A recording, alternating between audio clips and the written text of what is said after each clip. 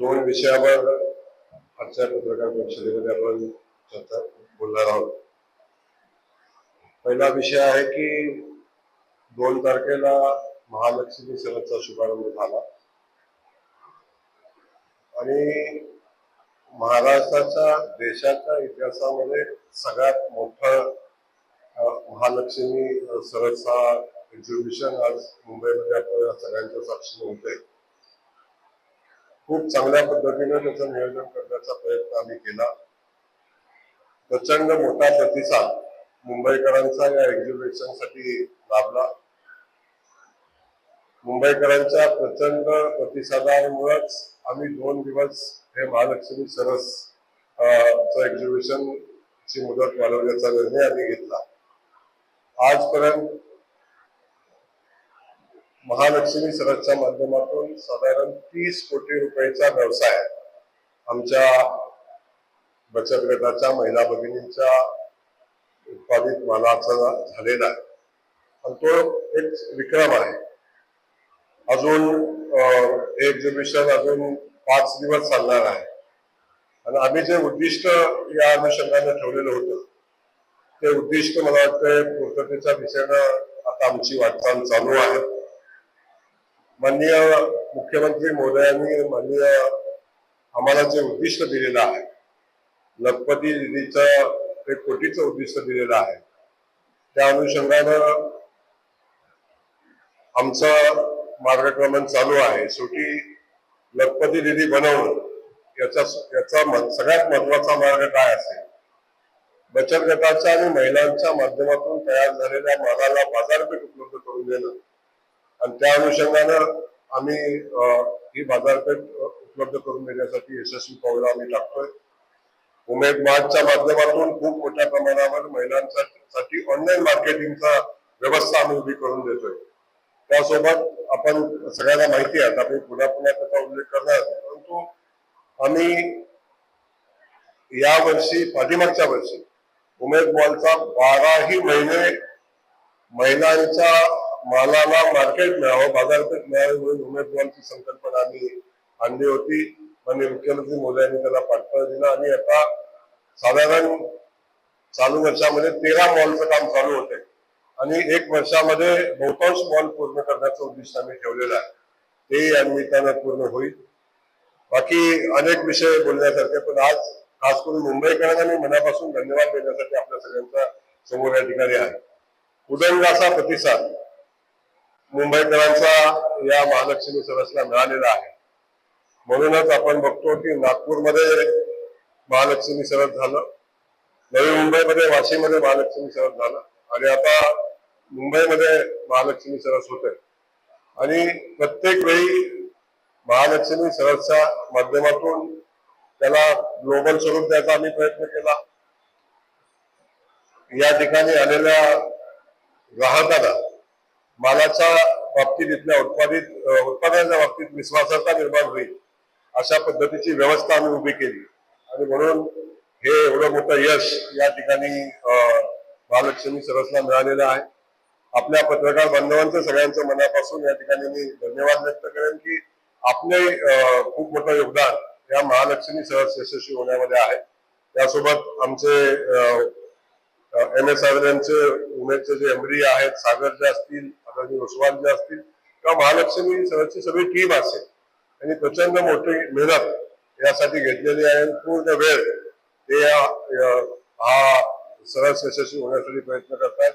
खास करून या सरसला जे ग्लोबल असं स्वरूप प्राप्त झालेलं आहे, त्यासाठी मित्तल म्हणून आम्ही एक दिल्लीची कंपनी आमच्या सोबत घेतली होती. त्यांचंही खूप मोठं योगदान आहे. त्यांचं वास्तविक पाहता अगोदर मी त्यांचे आभार एवढ्यासाठी मानलेले आहेत की आपण अजून हा महालक्ष्मी सरस पुढे न्यायचा होता. आता आभार मानायला हरकत नाही की आम्हाला अपेक्षित असणारी महालक्ष्मी सरसची सगळी व्यवस्था त्यांनी उभे करून द्यायचा प्रयत्न केला.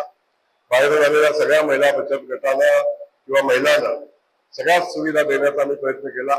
खास करून राज्याचे मुख्यमंत्री आदरणीय देवेंद्रजींना मी मनापासून या ठिकाणी धन्यवाद देईन की त्यांनी प्रचंड मोठ्या ताकदीनं आमच्या पाठीशी ताकद उभी केली आणि आम्ही जो नवनवीन संकल्प आम्ही केला त्या संकल्पाला पाठबळ देण्याचं काम केलं.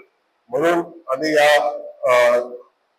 सरसमध्ये किंवा या व्यवस्थेमध्ये आम्ही यशस्वी झालो, हे मला सांगायला या ठिकाणी मनापासून अभिमान वाटतो. त्यासोबत आज एका दुसऱ्या विषयासंदर्भात, महत्वाच्या विषयासंदर्भात मी आपल्याशी बोलणार आहे. आपल्या सगळ्यांना माहिती आहे की पाठीमागच्या 10 वर्षामध्ये प्रधानमंत्री आवास योजनेच्या माध्यमातून महाराष्ट्राला 10,26,000 घरांचं उद्दिष्ट मिळालेलं होतं. ती घरं पूर्ण करण्यासाठी साधारण 10 वर्षाचा कालखंड आम्हाला लागला. पाठीमागच्या वर्षी आदरणीय मोदीजींनी देशाचे ग्रामीण विकास मंत्री सन्माननीय शिवराजसिंह चौहान यांच्या माध्यमातून माननीय राज्याचे मुख्यमंत्री देवेंद्र फडणवीस साहेबांनी प्रचंड फॉलोअप घेऊन, पाठपुरावा करून, मोदीजींच्या आणि शिवराजसिंह चौहान साहेबांच्या सोबत कोऑर्डिनेशन करून महाराष्ट्राला पाठीमागच्या वर्षी 30 लाख प्रधानमंत्री आवास योजनेच्या घरांचं उद्दिष्ट आम्हाला मिळालं होतं, की जो देशातला विक्रम होता. त्यानंतर आम्ही विक्रमी वेळेमध्ये माननीय मुख्यमंत्री महोदयांच्या नेतृत्वाखाली मंजूर झालेल्या सगळ्या घरांना, त्यातल्या 28 लाख घरांना आम्ही एका महिन्यामध्ये मंजुरी दिली आणि त्याचा पहिला हप्ताही दिला.